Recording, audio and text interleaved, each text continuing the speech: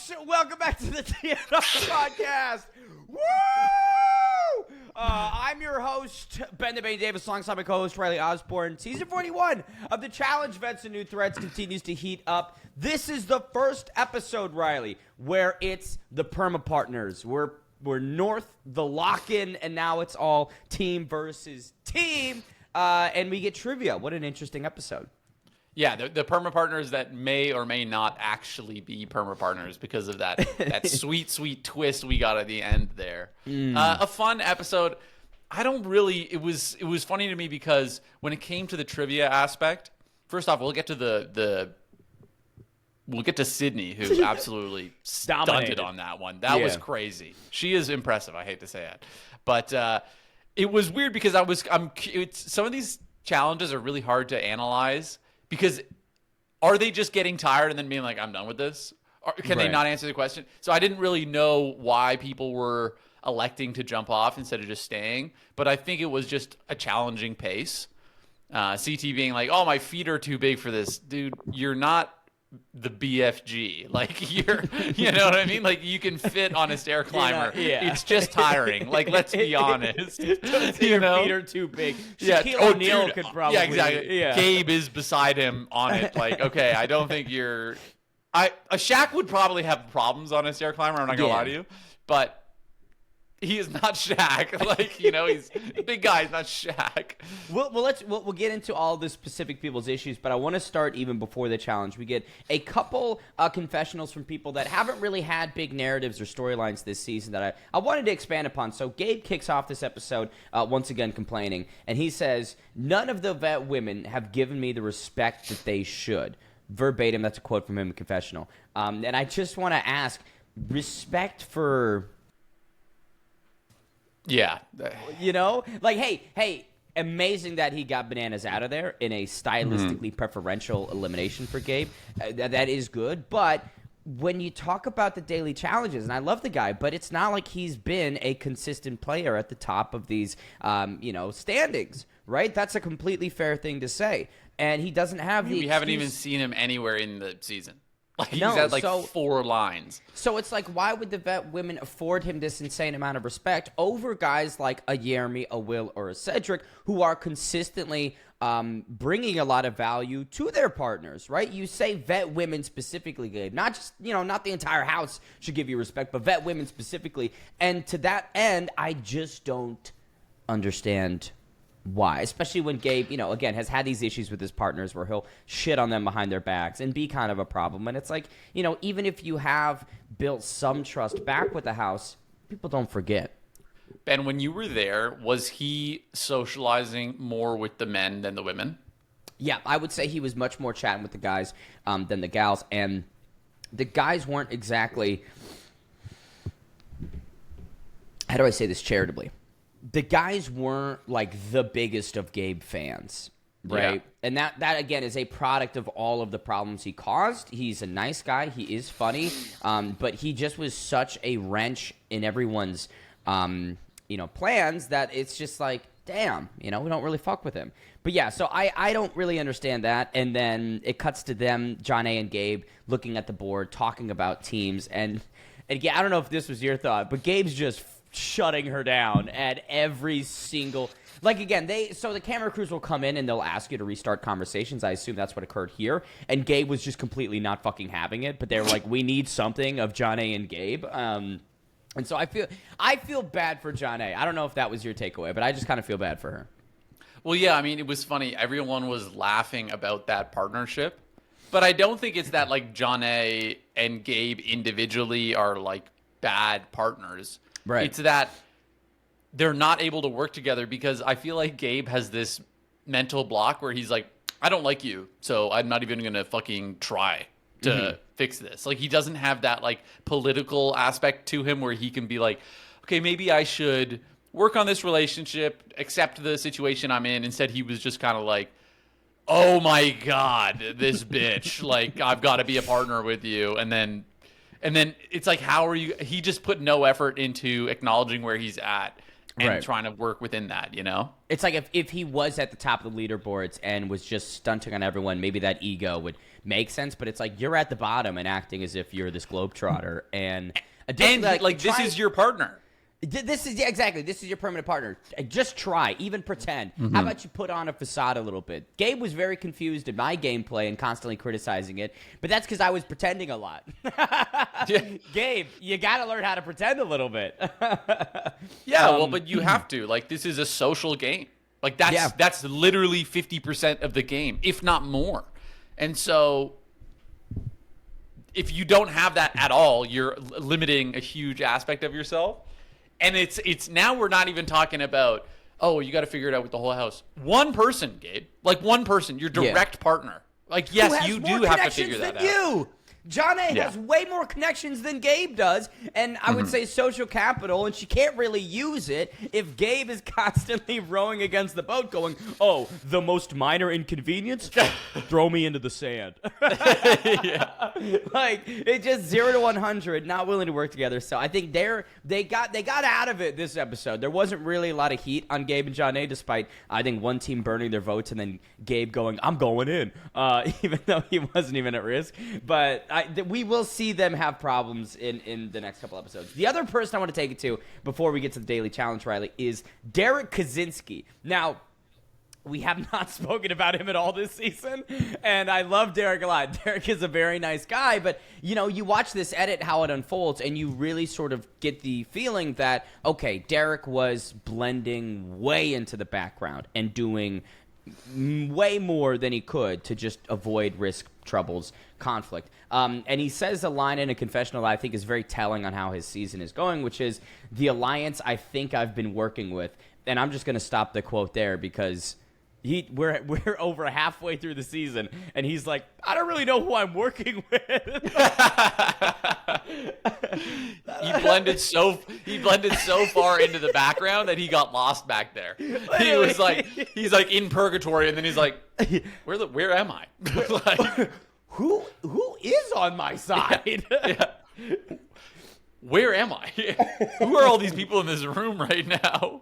And I do feel kind of bad because, you know, there was such conversation following season 40 that with his ACL injury, coming back for 41 was a little bit too soon. And I want to provide that, like, Derek Kaczynski, while in some of the dailies he hasn't done great, in others he's, you know, done pretty all right, you know? I mean, when you think about that water tower one early in the season, he climbed the water tower, jumped into it, and then, you know, had to scream help and get it lifted. But even jumping in was more than myself and several other challengers. So, like, even with this ACL injury, I think he does bring some good shit to the table. It's just socially, he is in Afghanistan. No man's land. Yeah. Dude, he is between...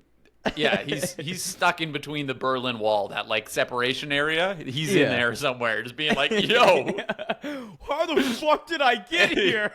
Where is everybody?" There's like fucking H.G. Wells Lovecraftian monsters around him, and he's just like, what?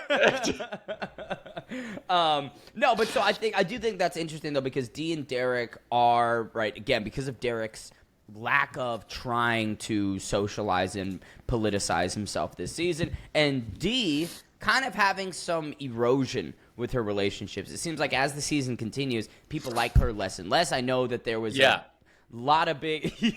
You're like me. That's me. No, I have noticed that a lot. Like that she came in and she was, you know, first off, if we do think about it as well, like she kind of put herself in a bad lens right off the bat with who she cuddled up with. Sure. Once that was gone, it was very much so, I think, harder for her to align with people because she kind of dove in with the shark right at the start. I think that's fair. And like after Johnny's gone, trying to reset the, you know, playing field with everybody. She put her eggs in that basket. Like, let's be honest, right? She put her eggs in that basket. He was the most controversial guy on the show. Now he's gone quite quickly. Mm-hmm. And she's new, correct? She's new, and then it's like she's left picking up the receipt. She's left with all of the damage. she's got no other relationships. Nobody else really knows her, and she aligned with the most, polarizing figure on the show. So yeah, she's definitely kind of out on her own right now. And the good news is I think this episode, Dee and Derek do afford themselves the ability to continue flying under the radar, and we'll talk about that big Nany and Anissa fight and chat a little bit further about the Ashley situation from last week, which led to this later. But let's get into the daily challenge. It's trivia. This is some people's favorite daily challenge of every season. 18 questions per round. They're on the Stairmaster if they get an incorrect answer. Wait, Ben, hold up. There's one other thing that's, of course, happening. They're also suspended over water. Yes, because the producers are obsessed with suspension over water. I feel like they bought a crane and they were like, we have to use this as much as we possibly can. Like, guys, the crane was so much money. We got to get our investment back. You will always be 30 feet over water. Listen, this Chilean crane, I'm not sure it's going to pass any safety regulations, but we're going to use it. We're using it. But I will say, when they were reading the rules on this, it was kind of, what stuck out to me was they talked about how it's 18 questions per round. That's a lot of questions. And the way that they queued it up made me assume that we'd be doing multiple rounds of trivia. When it was all said and done, it seemed like it was just one per I guess multiple rounds, but each person only did trivia once. But either way, okay, we talked about it. We alluded to it in the beginning. CT struggling almost immediately. Says that his feet are too big. He keeps putting his hands on the tablet and the computer to steady himself. And, I get it. Like, when I'm doing the Stairmaster, I'm a hands-on guy with the Stairmaster. I'm gripping both hands. I'm not going that, hands on hips. I'm leaning. I'm on the rails. So I do get why if someone was like, hey, Stairmaster, 30 feet above water, no hands, that could be a little tricky. But Riley, to the point, he struggled a lot. It was definitely more physical than it was a balance thing. Yeah. I mean, the Stairmaster in itself, the heavier you are, right? He's carrying a 100-pound backpack up a Stairmaster. Whereas, not to generalize, but you see just like in the gym, mostly it's going to be like a lot of women on the Stairmaster. They just dominate, and they dominated, right? Because, it is physically like, strong lower body, but lighter. That's you're going to be able to do really well in that. And so a lot of the women did really well in it. But for CT, it's like he's carrying most of his mass in his upper body. Now he's walking up a flight of stairs. That's going to be really tough for him physically. So I think that was the big issue. And we're thinking too, just in the last episode, they did 6 miles straight uphill. True. So a lot of these guys, it's if they dug deep, they're going to be having a lot of fatigue in the legs. A lot of wear down in that. So that's kind of what I thought happened there. I think he was just tired, and I don't blame him. It's definitely physically tough. He also doesn't like heights. So I feel like he was probably bombing a lot of these questions because he's trying to focus on this Stairmaster, and he's kind of nervous because he's up high and it's physically difficult. Like, it was just, let's be honest, Ben, terrible performance from him.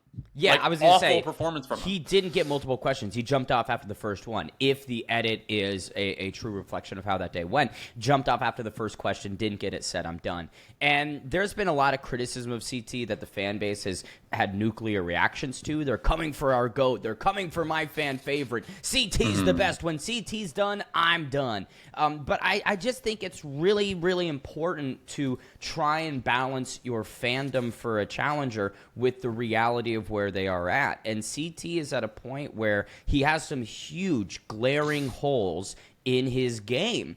And clearly heights over water, clearly a mentality shift, right? I don't think he's at a point in his life where he can just bite down on the mouthpiece and get comfortable being uncomfortable and push through moments like this for the betterment of either his game or, in this case, the game of his partner who he's now attached to, right? Jumping off after the first question, getting it wrong, is terrible, not just for him, but also for Tay, who doesn't deserve to have, her success be chopped apart because of CT not willing to, grit through some discomfort, right? I don't want to be insincere because I really, really love CT, and I get that this is a tough day, but when the stakes are kind of as high as they are at this point in the season, jumping off after getting the first question incorrect on trivia, I don't have much more to say.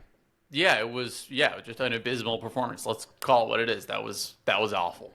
And he left her out to dry and to carry for his team. And I will say, they paid the price for it. This isn't easy trivia. I mean, the first question was who was the first women to win a Nobel Prize, and so I'll also say, Ben, the questions were all over the place. True, because it was like you said, the first woman to win the Nobel Prize, and then the most southern continent. Those were in the same trivia questionnaire. It's like that. What? How is that? Yeah, like that's like an S tier difficulty and then a baby tier difficulty type exactly. question. Exactly. And I will say, I have it down in my notes. Justin and Derek did not get that Antarctica was the farthest south. Yeah, which is that actually pisses me off. Bro, I was kind of pissed off. Are you kidding me? Yeah. Oh my God. I do think America jumped off with 3 correct questions, which is great. Leo jumped with 3. Will jumps at 3. Nani jumps at 2. She lasted the longest out of that first group. And then we take it to Gabe's group, and instantly you just see the platform is douche, douche, douche. That's a big motherfucker, and he's stomping on that Stairmaster. Yeah, I don't think that was an accident either. I think he knew what he was doing. And he quit. Gabe quits after getting 1 correct, jumps off. John A. This, again, furthers how dysfunctional they are as a team. And I don't know about John A.'s prior trivia experience. Maybe she's a master at it, and this is just a bad performance. But, like, she literally drops the fucking computer off of the Stairmaster, and TJ is like, yeah, you're done. Yeah. Which, to be fair, why is that not tied down? True. When I saw that, I was like, how is that even possible? Like, why are you tie it down? That's on you, producers, because that shouldn't have happened. I agree to some end that the fact that she was able to wiggle that off of the Stairmaster is like how. But okay. Also, first off, sorry, my one gripe: the edit of the host laughing every 10 seconds. That was so weird to me. I'm gonna hit you back on that. No, I like TJ laughing. I like the giggles, man. It's fun. But it was obviously manufactured editing because it was at these like random moments. He'd just be like, ha, ha, ha, ha, and I'd be like, that wasn't that funny. And it was like obvious that he had not laughed at that time. And the editors were like, right now we'll put a laugh in. Right now we gotta get another laugh. It just felt unnatural. I was like, this isn't when he was laughing. There's no way that's when he laughed that hard. They're taking like cuts of him from different daily challenges and just plugging it. Yeah, he's just like he's clearly in a different place. Yeah. He's on that mountain. What the hell? I think the fan base might chew you out for coming at TJ's laugh, but I agree that the editing was a little bit I wasn't mad at the laugh. I was mad at the editing. It was like, he's not laughing at this moment. There's no way. But whatever. Okay, so Olivia quits after getting 5 correct. Justin quits with 0 correct. Justin, who is, I mean, dude, he's making it known that he's feeling himself. He is Mr. Big Boy, Big Britches. But he was there for a while, right? And he just bombed every question. And couldn't get a single question correct. I'm not gonna lie, dude. I don't know why I am awful at trivia. Yeah. Unless it's geography trivia. I slap at geography trivia. Everything else, I'm like, what is that? I don't know.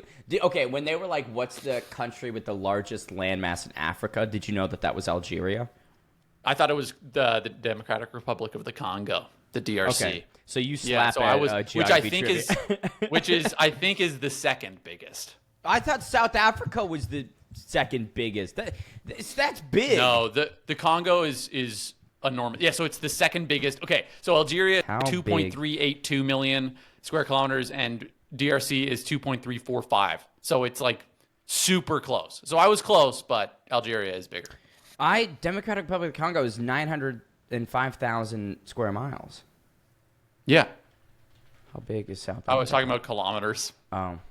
Sorry. Yeah, you know what? It is twice the size of South Africa. Okay, well, it's huge, dude. It's humongous. Yeah. That's what I thought immediately, but Algeria is bigger. So I learned something there. Maybe I would have poll adjusted and gotten none correct. But it is interesting, even though Derek Kaczynski didn't realize that Antarctica was the farthest south country, he does end with 8 correct. Aviv ends with 8 correct. Yermi gets 8 correct. And then Michaela, with an awesome performance, gets 12 correct. Beast effort, people have really been, Olivia and a lot of her crew have been so vocal in the airing of these episodes, how much they dislike Michaela, how annoying they find her, but like the girl is putting up fucking numbers. You can't. I mean, you can't take that away. But okay, the last group here, it all comes down to this. Cedric immediately misses that Christopher Columbus came to America in 1492, which is hilarious to me. Why?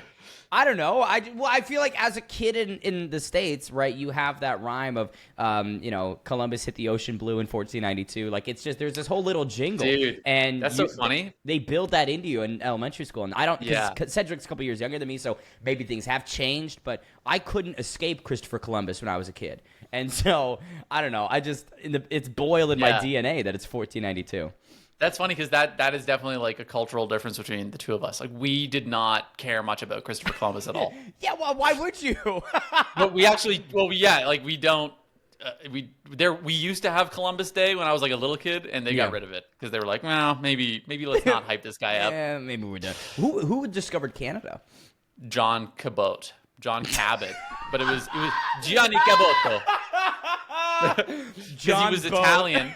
No, he was Italian. I think he was Italian, but he sailed under the British flag. They were the ones that funded it, so they changed his name to a more British name. John Boat and David Landmass have found Canada. Interestingly, my family, half my family, is from the island that he found, Newfoundland, and there is a statue of him there. And like my mom grew up like maybe 75 kilometers from where he landed. Wow. Which is pretty cool. I was there last year where he landed. The coolest part of that, 75 kilometers? No idea. So 45 miles. 45 miles. Okay, so last group of this daily challenge, right? Tay is struggling heavily, having a really tough time with this, gets eliminated with 0 correct. So I think you could sort of tell that, hey, we might not know who's going to win this daily challenge, but we do know who the fuck's losing, and that's CT and Tay, which is just, I don't want to say the word disappointing because I don't want to be mean to CT or Tay, but like, you couldn't get one right, Wait. Tay got nothing too? Tay got 0. She got eliminated with 0. I missed that part. That's wow. Okay. You know what? They deserve to be eliminated. That is awful. That is awful. I would have assumed that she was on the treadmill for a while though, correct? Like she didn't just jump off. I think she was there for some time, but she just couldn't get anything correct. Couldn't figure it out. Jake jumps with only 1 correct. Leroy gets 4 correct. Ashley with 2 correct. Theo gets 4 correct. D gets 5. Cedric gets 6, which isn't the most out of anyone today, but he does the sickest backflip off the Stairmaster. Yeah, that was hype. That was fucking dope. That was sick. Give him 6 double extra points. Double, just double his points. And then Sydney crushed it in that last round, got 11 correct, but what was more impressive is how she, just soloed it up there. Everybody was gone, and she's just trudging away on the Stairmaster, nuking question after question. Again, I have been taking bites and criticizing her when and where I feel it's applicable, but have always given her flowers when it's due, and she's an incredible competitor, for sure. Bro, that was such might be, dare I say, one of the best trivia performances in Challenge history, right? She's living up to the ego and bravado and absolutely crushed it. Unfortunately for her, even though she got 11 correct, because Turbo did such a shitty job, he only got 2 correct, they end up losing the daily challenge to Michaela and Cedric, who get 19 correct. So unreal effort from Sydney. Not enough, though. Michaela, Cedric win. This is Michaela's 3rd daily challenge win. In terms of the daily, before we move on to the house and then the nomination and the eliminations, were you maybe surprised at anything from that daily? No. It was one of those challenges that was a little all over the place. It's kind of hard to pin down the strengths because I thought it was actually quite well balanced because, like I said, if you're out of shape and you can't Stairmaster, not only is it going to make you quit earlier, but it's going to mess you up. You're just going to be too focused on that. And you're not really going to be able to focus on the questions. So I thought it was well balanced. And yeah, I thought it was fun for sure. And I thought a lot of the women did really well. I thought they carried this episode. Honestly, they did really well. They dominated, they showed out, and it was pretty cool. And I think it also was a testament to how like good women are at multitasking. Because a lot of the dudes were on that. They were on that thing, and they were just like, "Oh, like I gotta be able to walk on these stairs." And I can't fucking walk. Yeah, I don't know what the hell you're saying, TJ. Like, shut up, dude. Like, I'm trying to walk on this thing. Whereas the women they were just like, okay, yeah, they could hear it. Yeah, they were doing all these things at once, and I thought it was really badass, dude. It was impressive. Dude, go women. Okay, yeah, I do. Sure. I do want to point out and highlight Ashley only getting 2 trivia questions correct before jumping off. Yeah, you're right. I take it all back. Well, no. I'm kidding. You know what? Gabe actually did a very good job. No, I think it's important to, again, tack this on because we brought this up, I think, last week, and we even started talking about this a while ago. Ashley has such energy and presence and this, aura about her that would suggest she is, like, on top of the world performance-wise. But I have really not seen many daily challenges this season where she's done all that impressive. Dude, she talks so big. But this season is not putting up the results. I'm not saying in prior seasons she hasn't, right? But this season, let's think in the present, she is not doing as well as her words would have you believe, which, again, created such a problem last week with Anissa, which I felt was a bit avoidable, right? Ashley didn't have to give her some strays. It was completely avoidable. Entirely avoidable. Yeah. And now all that has served to accomplish is fracture what Ashley has going on and maybe put a bit of a target on her back. And that gets worse this week because we get back to the house, and I'm not going to pretend to remember the exact playing out of how this sequence is, but Anissa, from my understanding, walks up to Nany and is just asking questions, looking for some clarity, trying to get a little bit more understanding. Maybe Anissa had a little bit of wrong energy, but yeah, she definitely did. Okay, she definitely did. What was your thought on this Nany and Anissa situation? Oh well, it was. I'm not trying to defend Nany. I wouldn't say, because she definitely popped off like out of nowhere. Yeah, but Anissa definitely, you could tell that she was hurt and she felt like nobody was on her side. Right. And so she's definitely kind of going in here to try to be like, she's almost trying to establish, are you on my side in that? Are you with me in that? I think that was more what she was probing at than, right, hey, like, what was the deal there? It was more like, what was the deal there? Like, what's her trying deal? Yeah. Whereas Nany's establishing these relationships, and she shut that down immediately. She was like, I don't want any part in any of this. And now it was almost like Anissa was kind of, I don't want to say she was looking for an answer, putting their friendship at risk, but she was almost putting their friendship out there like, you're supposed to have my back right now. And I think that Nany just rejected that in the sense of, I'm in the middle here. I'm Switzerland right now, and you're trying to pull me into this. And that really pissed her off. And so she just popped off and shut it down. To be fair, her reaction was really over the top. I don't know what the deal with that was. But then outside, she goes, I'm having a great night, and you're trying to harsh my vibe. So I think there was something else going on there. I think maybe she'd had a couple of drinks. Maybe she was having a bit of fun.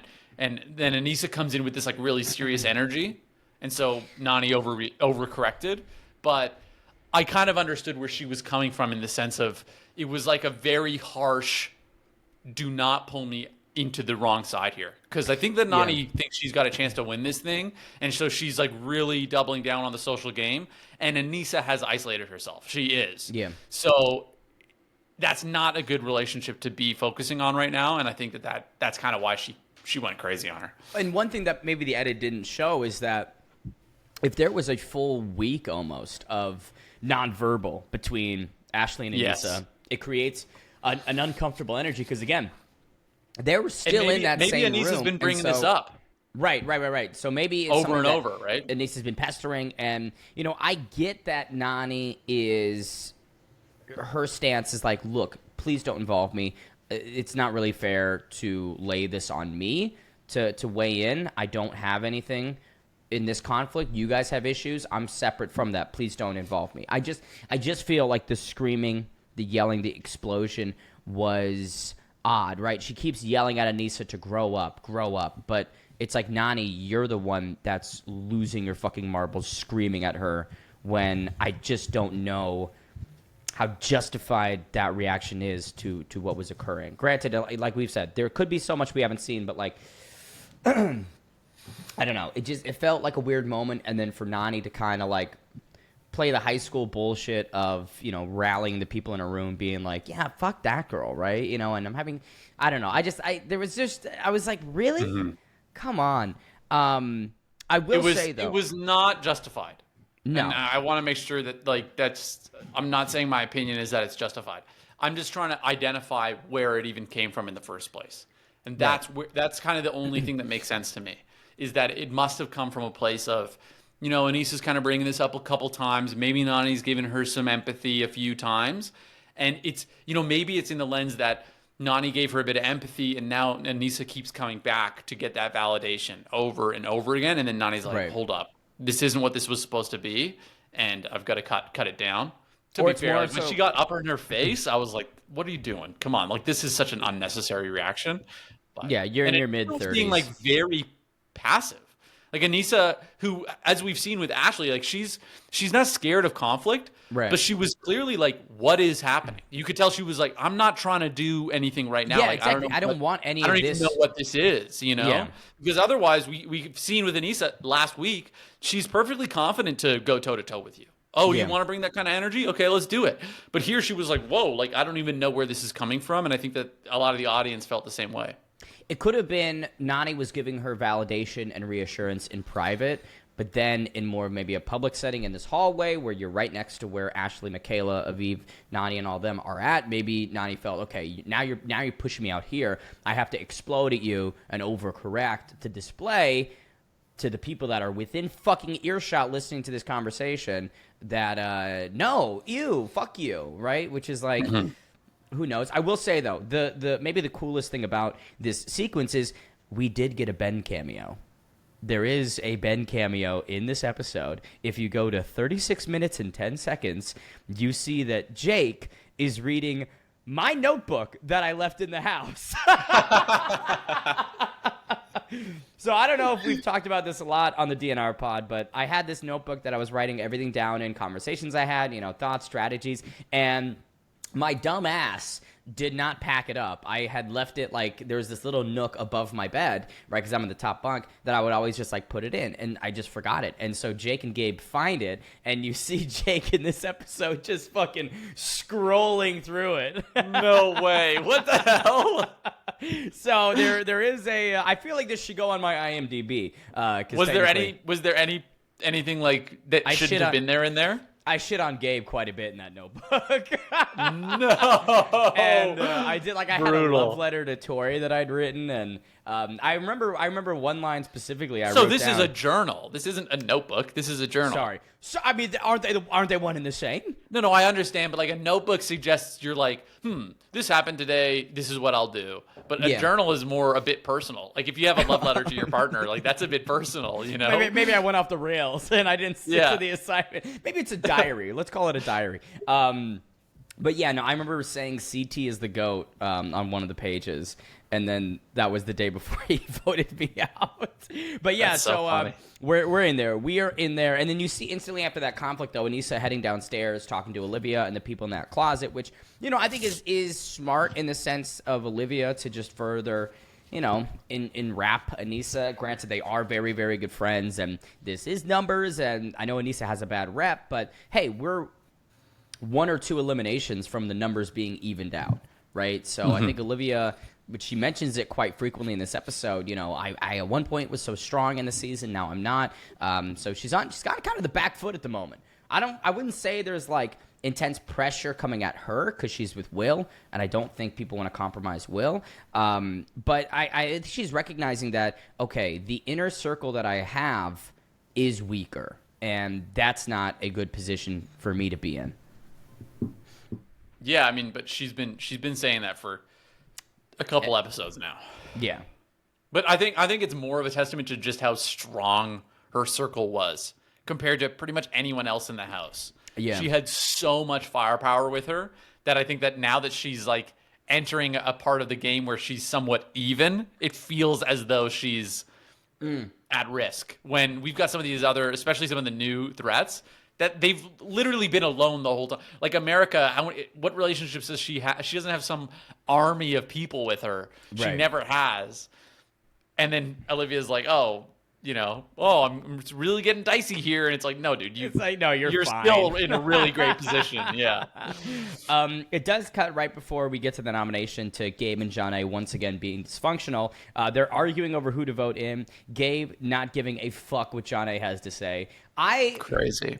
I just don't, like, for Gabe, I don't understand. And hold up, Ben, also plotting to throw her under. Yeah, because when the staking the claim shit occurs. Yeah, right after he finds out about that, he immediately is like plotting. He's like, I'm going to do this. Not right now, but I'm going to do this. I thought there was a chance he could do it right then and there. He was salivating, bro. He was sitting on that log going, I could get rid of this now? And think about it. Like, if Gabe staked a claim, right, and lost, they're going up against CT and Tay. CT, again, not in great shape, not really in a fantastic spot. I feel like if you put CT and Gabe in all the eliminations that we've had this season, what would it I feel like Gabe wins all of them, except for maybe this one, ironically. Yeah. Which one of the men's challenges would Gabe have lost against CT? I think Gabe might have had a hard time in the first one, the Rogan and Justin one, because CT is very intelligent. I think CT would have clocked. Yes, I forgot about that the one. Physics That's side valid. of it. But all of the other ones have been super physical. Yeah, Gabe, he definitely wins the Blue and Tay elimination with that Dancing Lights one. He definitely wins a Hall Brawl, I think, against CT. He definitely, I think, is able to do the one he did against Johnny against CT. It'd be a lot harder, but I think, I don't even think it would be that much harder. Gabe wins the stacking bricks one. I think Gabe could probably win because he'd be quicker. But I think he's dumber than CT. So CT, that one could be closer. I don't know, but either way, yeah, it's like for Gabe, I think this might have not been a terrible day to have tried to stake a claim when you've got everybody still on the board. It would have been funny, but he doesn't. Okay, so let's take it to some of how the voting plays out. So early on, Sydney burns a vote on Gabe and Jonna. Now, this was kind of a bit interesting to me because at that point in the nomination, there were 2 votes on Theo's team and 1 vote now on Gabe.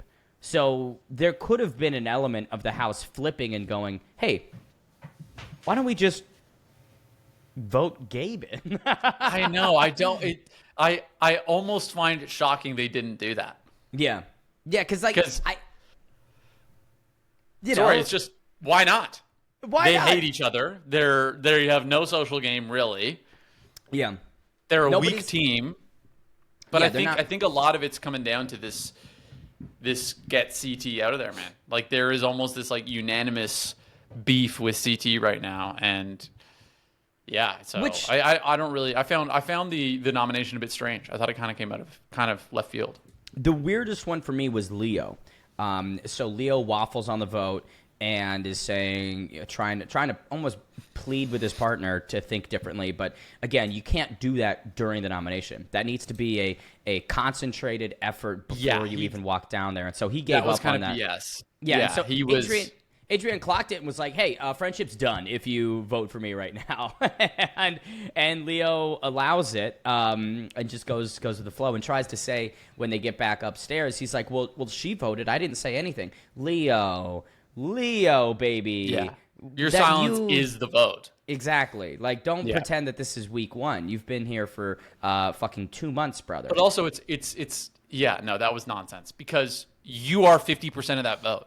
I found it almost strange that he was kind of like, okay. Like, he was like, it was just, that was nonsense. If he had an opinion, he could literally just be like, no. I want to vote for this person. No, we're voting for somebody else. Yeah, your votes are equal. So she can't just do that. She can't just vote on behalf of your team. And so that was total nonsense to me. Like, he voted for her. You've got to own that. And he didn't need to do that.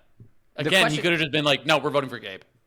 Exactly. Just toss it on Gabe and Jonna. That's not going to do anything. That's my thing is just at this point in the game, if you're having trouble socially, why are these people not just Just going after the weakest team.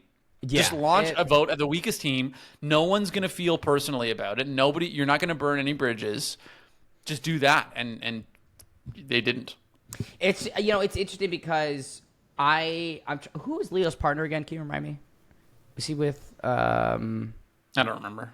Oh, I'm bad with names, to be honest. Leo and Ashley, I think, were permanent partners. So for Ashley's game, I get throwing Theo and Adrienne in. Those are numbers for Olivia. Ashley, obviously not working alongside Olivia. For Leo, when you think about the game, obviously the personal sense, right? Okay, maybe your friendship's cooked. But game sense, was this smart for Leo to toss the vote on Theo and Adrienne further? I don't think so at all. You don't think so? No. Well, it's just like, I don't know. I just want them to be a little bit more focused on building their relationships and maintaining those. Yeah. That could be strong for them. And again, I think that there wouldn't have been much risk in throwing the vote on Gabe and Jonna. I know that Jonna is very connected, but she's just not a strong enough player. At this point in the game, you can be as connected as you want. If you're not a strong player, that the connections don't matter that much. It's a balance between strong teams and then Leo preserves his relationship with Adrienne and his relationship with Theo. And so, let's say, right, this is a situation where the season boils down to Theo and Adrienne just kind of getting the flack end of the stick. If Leo is preserving his relationship with them, then that could be very crucial when he's like, hey, I know that you guys have been getting targeted a lot. I'm not the one doing that. Can you spare us this week? Who knows? That's what I'm saying, right? That's what I'm saying. For Ashley, I think kind of popping off a little too hot and not really thinking through moves, right? Thinking of the third, fourth, fifth step from it, just going, okay, this is going to help me right now and it's going to help me tomorrow. Okay, so Theo and Adrienne get voted in. They're up against CT and Tay in an elimination called Busting Balls. So one person's blindfolded, and the other is the aimer telling them what to do. There's 15 targets. I think they said there's 30 balls, 50 balls. I think it was – I want to say it was 30. Yeah, 30 balls. And basically, whoever shoots the most targets wins. I really liked this elimination, funnily enough. I thought it was a cool one. I thought it added another element of suspense that we didn't normally see with some of the headbang or the physical ones. There was just more tied to this one. So I liked it. I did not like it.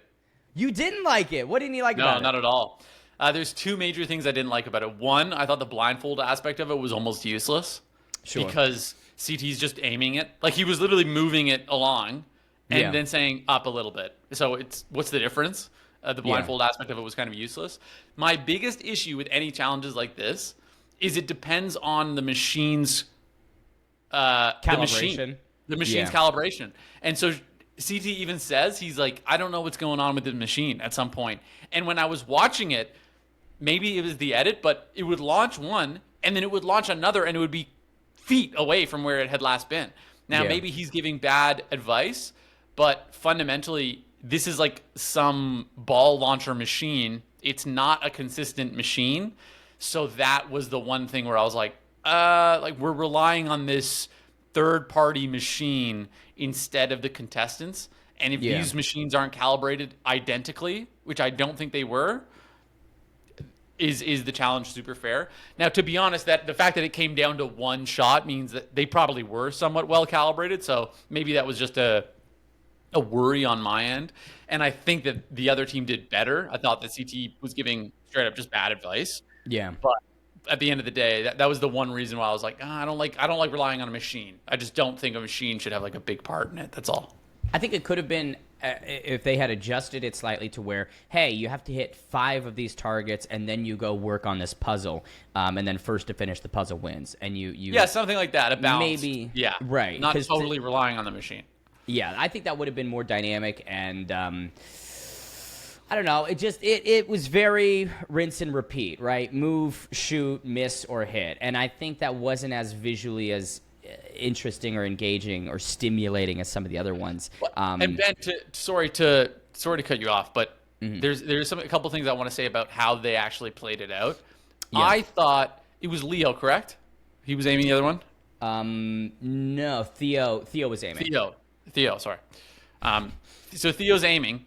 Theo was giving very precise changes to her shot. He would be like, okay, turn it this much. Half okay, rotation. we're moving half rotation. CT, even at the end, even at the last shot, he goes, go up a little bit. And it's like, that is critical for him right away. The first 10 shots, he should have figured out how much is one turn? How much up is one turn?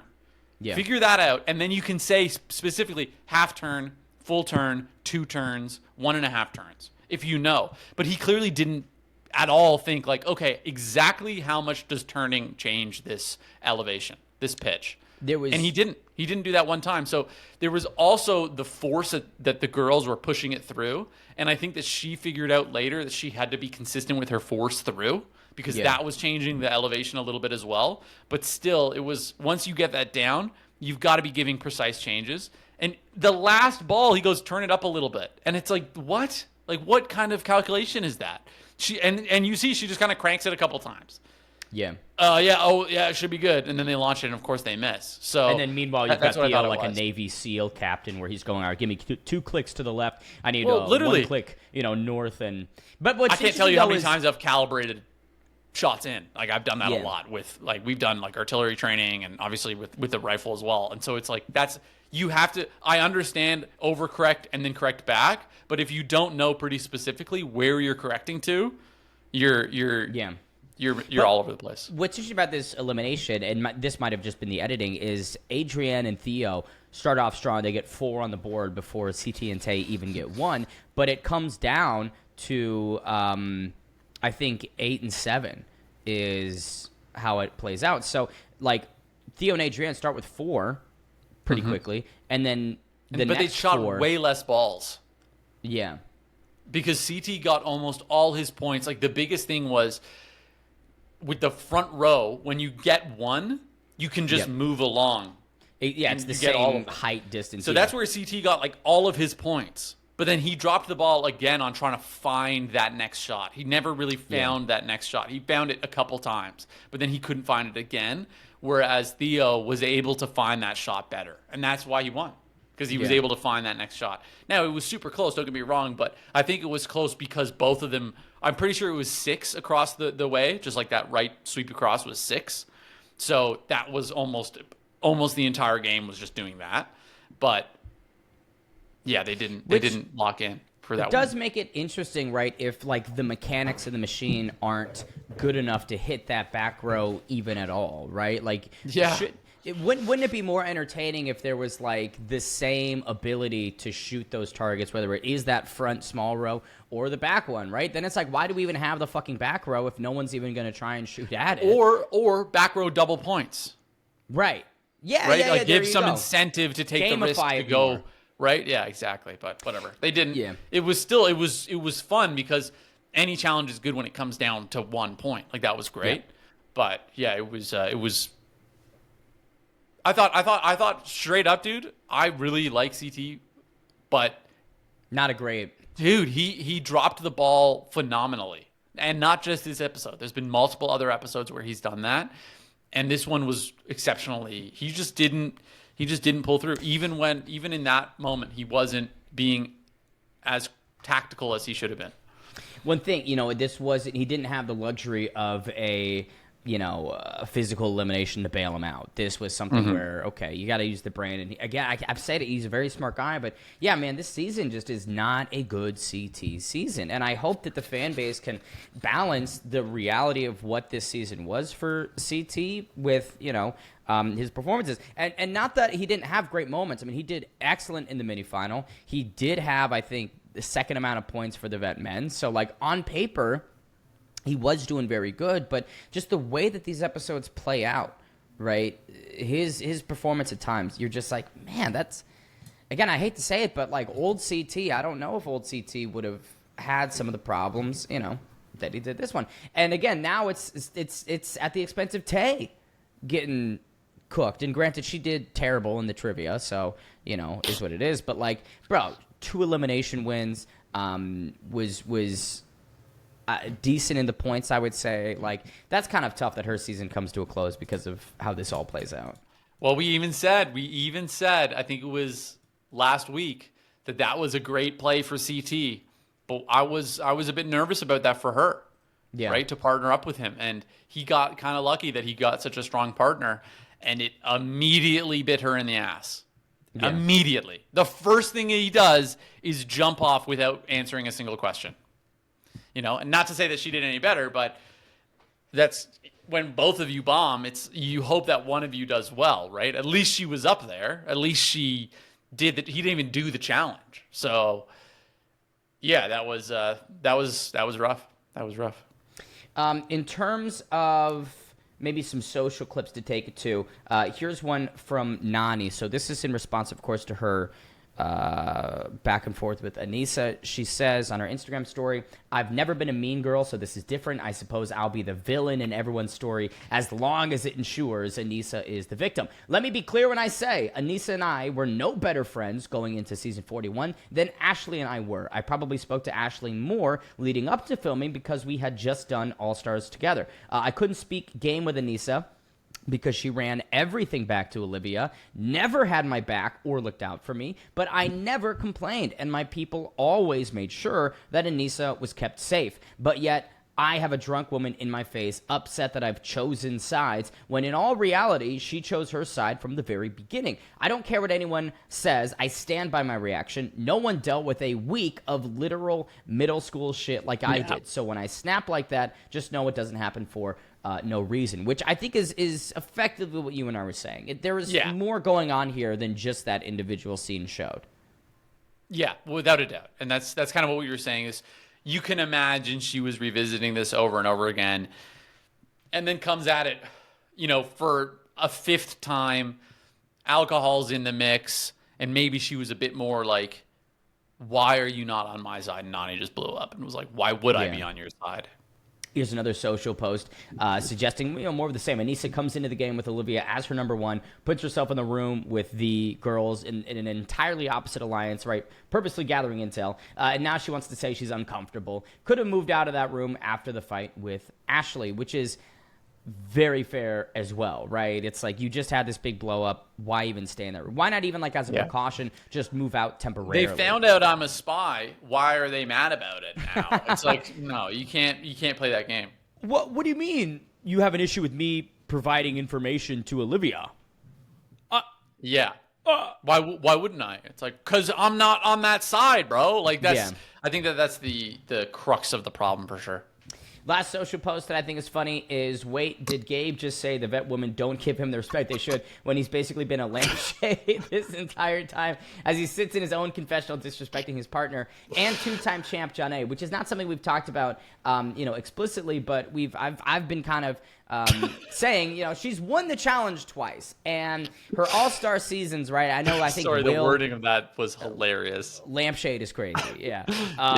But it really is fair that Gabe not giving John A. even a shred of opportunity to balance this out or work together well. It's like, dude, how do you expect? And he's acting like he's such an easy person to be partnered with. Right. He's like, oh my God, this and it's like, dude, have you seen a mirror lately? You're hard to get along with. Not that that's the end of the world. That's fine. A lot of people, they're harder to be team players with, but don't act like you're the victim here. And that if he changes teams, he's going to be, it's better. Now it's sunshine and rainbows. No, you're then going to have a problem with that person.